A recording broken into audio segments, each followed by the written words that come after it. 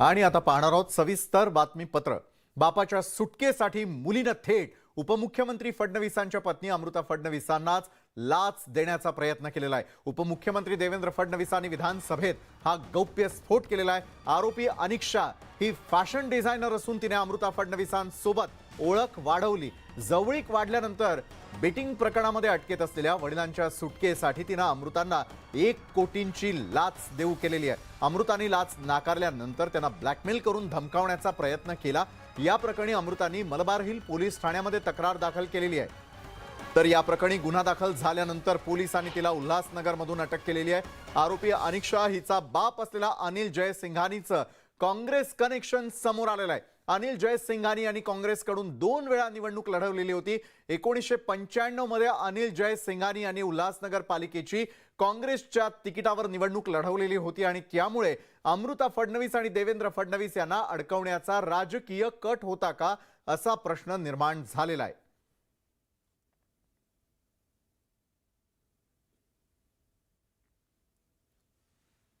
तर बापाला सोडवण्यासाठी लाच देण्याचा धक्कादायक प्रकार घडलेला आहे आणि यामध्ये ही लाच देण्याचा प्रकार थेट राज्याचे उपमुख्यमंत्री देवेंद्र फडणवीस यांच्या पत्नी अमृता फडणवीस यांनाच करण्यात आलेला होता। फडणवीसांना लाच देण्याचा हा प्रयत्न झाल्याचं खुद्द उपमुख्यमंत्र्यांनीच सांगितलेलं आहे।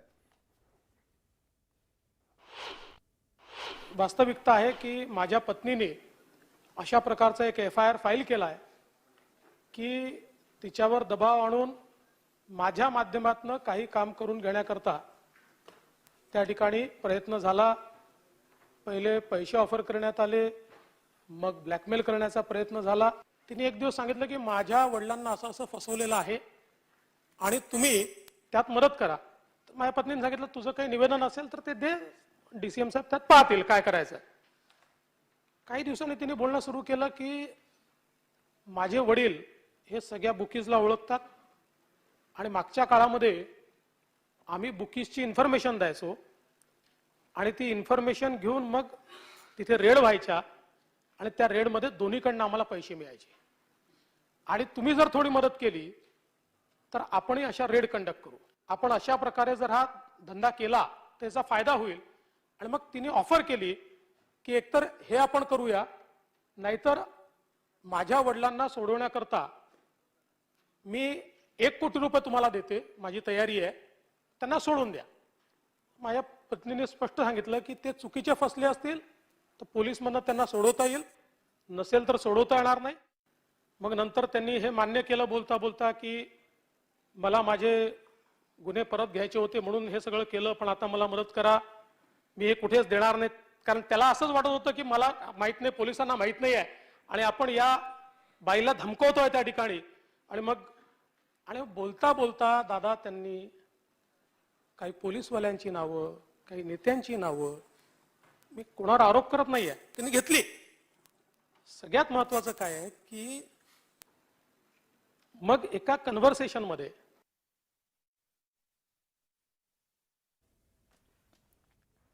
तब्बल 9 महिन्यांनंतर महाराष्ट्राच्या सत्ता संघर्षाची सुनावणी पूर्ण झालेली आहे। सर्वोच्च न्यायालयाने निकाल राखून ठेवलेला आहे। एकनाथ शिंदे विरुद्ध उद्धव ठाकरे यांच्यामधील सुप्रीम कोर्टातील सुनावणी गेल्या काही 9 महिन्यांपासून कोर्टामध्ये सुरू होती। मागील 9 दिवसांपासून लागोपाठ सुनावणी घेण्यात आलेली आहे। आता सुप्रीम कोर्टाने हा निकाल राखून ठेवलेला आहे। एकनाथ शिंदे यांची बंडखोरी आणि सध्याचं सरकार असं असंवैधानिक असल्याचं उद्धव ठाकरे गटाने कोर्टात सांगितलंय।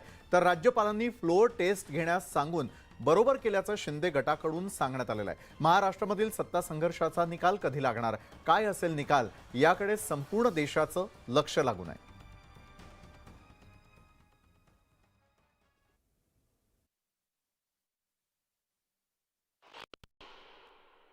पुन्हा घड्याळाचे काटे कशा तऱ्हेनं हे करता येतील हा सगळ्यात महत्त्वाचा प्रश्न, घटनात्मक प्रश्न आज सर्वोच्च न्यायालयासमोर आहे आणि मला वाटतं ही सगळी आर्ग्युमेंट्स ऐकल्यानंतर नक्कीच त्याबद्दल सर्वोच्च न्यायालय न्याय करेल आणि भारताची लोकशाही ही जगातली सगळ्यात मोठी लोकशाही ही सक्षम, सुदृढ आणि सशक्त राहील। सरकार घालवणं, सरकार बसवणं, त्यामध्ये राज्यपालांनी घेतलेली वठवलेली भूमिका ही कशा तऱ्हेनं राज्यपालांच्या भूमिकेवरून मुख्यत्वे कशा रीतीनं पुढच्या सगळ्या गोष्टी घडत गेल्या आणि वेळोवेळी त्या सर्वोच्च न्यायालयाच्या नजरेत आणून दिल्या गेल्या होत्या. परंतु त्यावेळेला या गोष्टीकडे किंवा किंबहुना ज्या गोष्टींकडे लक्ष देऊन जर त्याच वेळेला काही स्टेप्स घेतल्या असता तर नक्कीच पुढचं सगळं हे होणं टाळलं गेलं असतं.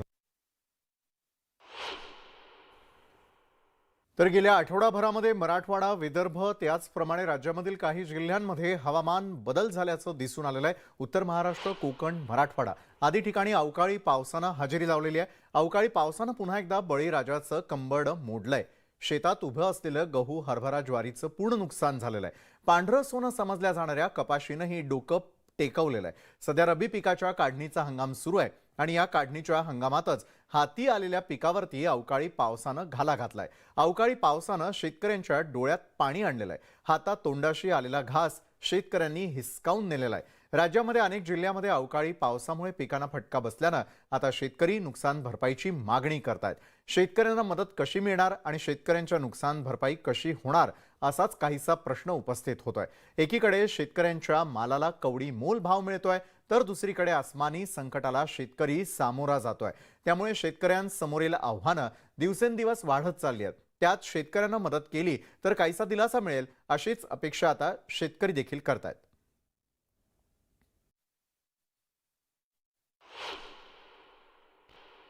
दोन चार दिवसापासून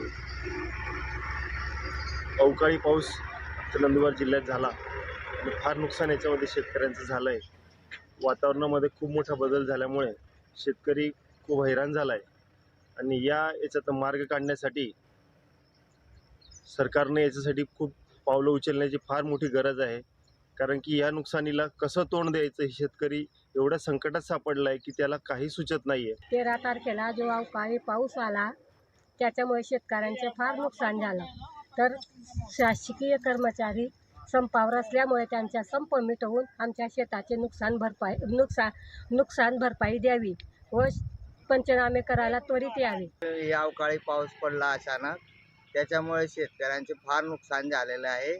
त्याच्यात आणखीन या संपाचा गोंधळ घुसला आणि सरकारी कर्मचारी किंवा पंचनामे करायला नाही आले तर शेतकऱ्याच्या अतोनात नुकसान होईल. तर त्यांनी काहीतरी मार्ग काढून शेतकऱ्याच्या नुकसानीला काहीतरी पंचनामे वगैरे करायला अडचण येणार नाही असं करून त्यांनी करावं, जेणेकरून शेतकऱ्याचे पंचनामे होऊन त्यांना काही पदरी पडतील अशी आमच्या शेतकऱ्यांची अपेक्षा आहे. नांदेड जिल्ह्यामध्ये आज अवकाळी पावसानं हाहाकार माजवला. दुपारी 4 नंतर जिल्ह्यामध्ये अनेक ठिकाणी पाऊस बरसलाय. मुदखेड तालुक्यामधील बारड सर्कलमधील अनेक गावात गारपीट झाली. शिवाय अर्धापूर, भोकर, हदगाव या तालुक्यामध्ये वादळी वाऱ्यानं जोरदार पाऊस झाला.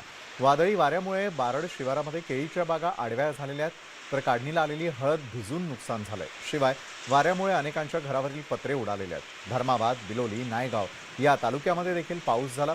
जिल्ह्यामध्ये ढगाळ वातावरण कायम असून अजून पावसाची शक्यता आहे.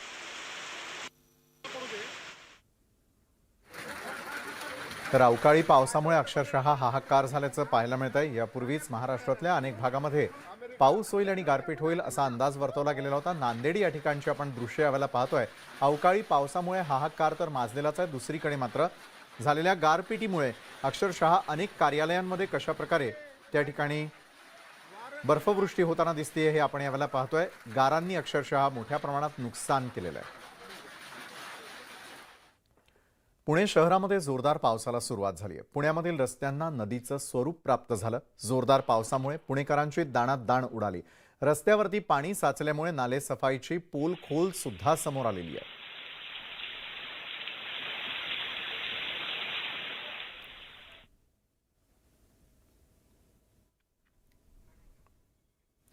जुनी पेन्शन योजना लागू करावी या प्रमुख मागणीसह इतर मागण्यांसाठी राज्यामधील सरकारी, निमसरकारी, शिक्षक, शिक्षकेतर कर्मचारी संघटना संपावरती आहेत.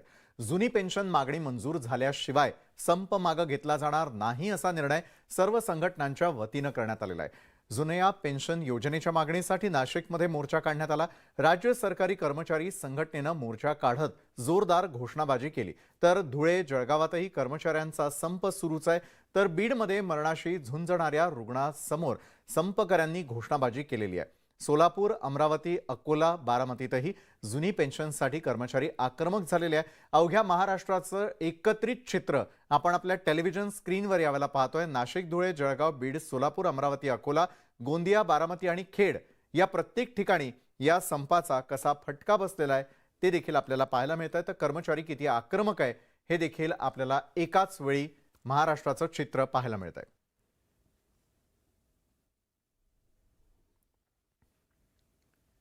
बीडच्या जिल्हा रुग्णालयामध्ये संपकरी आरोग्य कर्मचाऱ्यांचा आडमुठेपणा पाहायला मिळाला. एका रुग्णाला अँब्युलन्समधून रुग्णालयामध्ये उपचारासाठी आणण्यात आलं आणि त्या रुग्णाचं स्ट्रेचर उचलण्यासाठी कुणीही नव्हतं. रुग्ण हॉस्पिटलमध्ये नेण्याच्या प्रतीक्षेत असताना त्याच्या शेजारी आंदोलक कर्मचारी मात्र घोषणाबाजी करण्यातच व्यस्त होते. हे कर्मचारी हसत नाचत होते. रुग्णाची मात्र मृत्यूशी झुंज सुरू होती. आंदोलक कर्मचारी 2 मिनिटं आंदोलन थांबवून रुग्णाला हॉस्पिटलमध्ये नेऊ शकत होते, पण तसं करण्याऐवजी संपकरी आरोग्य कर्मचाऱ्यांनी तमाशा पाहणंच पसंत केलं. संपकरी आरोग्य कर्मचाऱ्यांना त्यांचा पगार आणि त्यांचं आंदोलन यापुढे रुग्णसेवाही महत्त्वाची वाटली नाही का, असा संतप्त सवाल या निमित्तानं उपस्थित होता.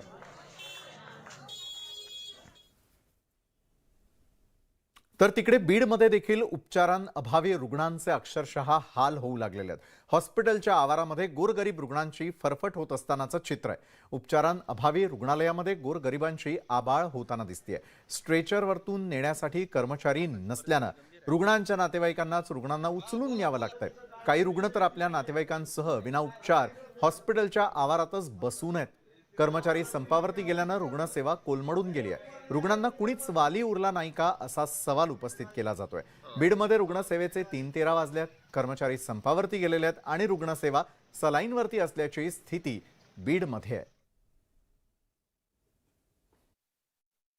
कर्मचाऱ्यांच्या संपामुळे बीड जिल्हा रुग्णालयातली आरोग्य यंत्रणा अक्षरशः खोळंबून गेलेली आहे आणि इथं मोठ्या प्रमाणात रुग्णांचे हाल होत आहेत.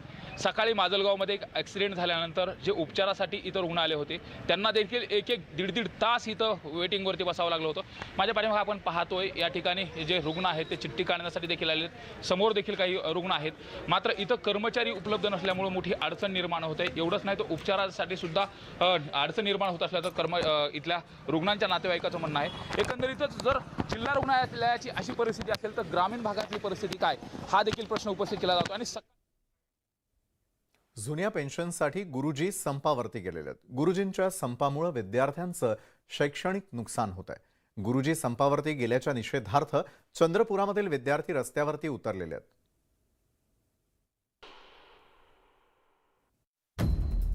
चंद्रपूर जिल्ह्यातल्या लाडबोरी झेडपी शाळेतले रस्त्यावर उतरलेले हे विद्यार्थी पहा. या विद्यार्थ्यांना शिकवणारे गुरुजी सध्या जुन्या पेन्शनच्या मागणीसाठी संपावर गेलेत. शैक्षणिक नुकसान होत असल्यानं विद्यार्थी रस्त्यावर उतरलेत. शिक्षक दिल्यावरच रस्त्यावर न उठू अशी भूमिका या विद्यार्थ्यांनी घेतली आहे. आमचे शिक्षक न आल्यामुळे आम्हाला रोडवर येण्याची पाळी आली आहे. कारण आमच्या कोरोनामध्ये 2 वर्ष गेलेले आहेत आणि आता आमची पेपरांची वेळ आली आहे. शिक्षक शिकवायला येत नाही आहे. जोपर्यंत शिक्षक येणार नाही तोपर्यंत आम्ही इथून हलणार नाही. जिल्हा परिषद प्रशासनानं या आंदोलनाची तातडीनं दखल घेत शाळेला तात्पुरते शिक्षक दिलेत. विद्यार्थी रोडवर जमले होते याची सूचना आम्हाला प्राप्त होताच आम्ही BEOंना आणि BDO साहेबांशी चर्चा करून सर्व शिक्षा अभियानांतर्गत कार्यरत असलेले जे विशेष शिक्षक आहेत त्यांची तिथं तात्काळ व्यवस्था केलेली आहे आणि विद्यार्थ्यांचं आंदोलन थांबलेलं आहे आणि शाळासुद्धा ती पूर्ववत सुरू झालेली आहे. चांद्यापासून बांद्यापर्यंतचे गुरुजी संपावर गेलेत, पण त्यामुळं विद्यार्थ्यांचं होणारं शैक्षणिक नुकसान भरून कोण देणार असा प्रश्न निर्माण झालाय.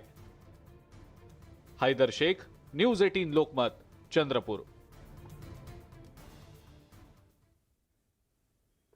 यवतमाळच्या पुसद तालुक्यामधील बेलोरो शाळेमध्ये कॉपीमुक्त अभियानाचा अक्षरशः फज्जा उडालेला आहे. 10वीच्या भूमितीच्या पेपरला सामूहिक कॉपीचा प्रकार समोर आलाय. दरम्यान या प्रकारानंतर शिक्षण विभागामध्ये खळबळ उडालेली आहे. कॉपी पुरवण्यासाठी तरुणांनी शाळा परिसरामध्ये मोठी गर्दी केलेली होती. या संबंधित केंद्र संचालकासह 13 कर्मचाऱ्यांवर कारवाई करण्याचे आदेशही देण्यात आलेले आहेत.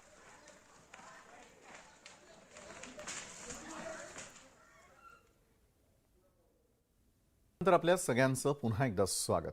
मुख्यमंत्री एकनाथ शिंदे यांनी H3N2 या नव्या विषाणू संदर्भामध्ये आढावा बैठक घेतलेली आहे. या बैठकीला आरोग्यमंत्री तानाजी सावंत यांच्यासह आरोग्य विभागातील वरिष्ठ अधिकारी देखील उपस्थित होते. दरम्यान मुख्यमंत्री एकनाथ शिंदे कोरोना काळामध्ये उभी करण्यात आलेली यंत्रणा पुन्हा एकदा ऍक्टिव्ह करण्याच्या सूचनाही दिलेल्या आहेत. तसंच गर्दीच्या ठिकाणी मास्क वापरण्याचं आवाहनही या बैठकीमध्ये करण्यात आलंय.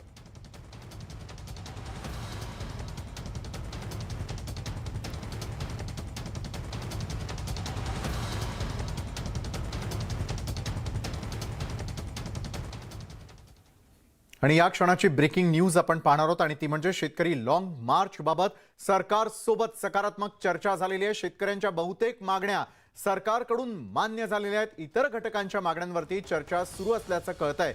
वनपट्ट्याबाबतही सरकारचं आश्वासन मिळाल्याची या क्षणाची मोठी बातमी. सध्या संपूर्ण राज्यामध्ये किसान मोर्चा सुरू आहे आणि शेतकरी मागण्यांबाबत सरकार सकारात्मक असल्याची मोठी बातमी. सर्वात आधी ही ब्रेकिंग न्यूज 18 लोकमतच्या सर्व प्रेक्षकांसाठी. सूत्रांनी दिलेल्या माहितीनुसार शेतकरी मागण्यांबाबत सरकार सकारात्मक असल्याचं कळतंय. तर अनेक विषयांवरती चर्चा सुरू असताना दुसरीकडे वनपट्ट्यांबाबतही सरकार आश्वासन देणार असल्याची या क्षणाची सर्वात मोठी बातमी. शेतकऱ्यांचा सुरू असलेला लॉंग मार्च या संदर्भातले प्रत्येक अपडेट न्यूज 18 लोकमत वेळोवेळी आपल्यापर्यंत पोहोचवत आहे.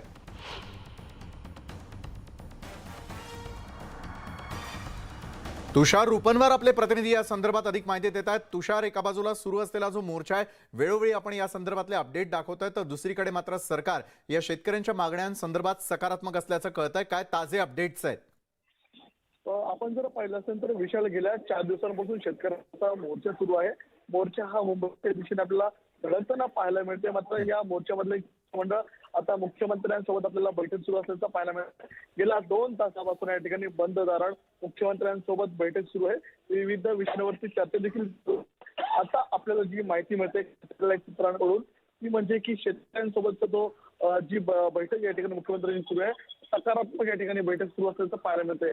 वन पट्ट्यांबाबतचा एक महत्वपूर्ण असा हा जो निर्णय सरकारकडून घेतला पाहिजे, जो आग्रह या ठिकाणी शेतकऱ्यांचा सुरू आहे. मात्र वन पट्ट्यांबाबत या ठिकाणी सरकारकडून एक महत्वपूर्ण आश्वासन दिलं जाऊ शकतं. आज निर्णय कोणता होतोय का ते पाहावं लागणार आहे, कारण की शेतकऱ्यांकडून सरकारकडे मागणी आहे की याच अधिवेशनामध्ये निर्णय झाला पाहिजे. मात्र सरकारकडून अजूनही चर्चा असल्याचं पाहायला मिळते. मात्र ही चर्चा सकारात्मक आहे. जे वादळ, लाल वादळ मुंबईच्या दिशेने रवाना झालेलं आहे, ते लाल वादळ आपल्याला मुंबईच्या रेषेवरच थांबवलं का किंवा त्यांच्या अपेक्षा जर या सर्व निर्णयाकडे आपलं लक्ष अशाच प्रकारे असू द्या. तुषार, तुर्तास दिलेल्या माहितीसाठी धन्यवाद.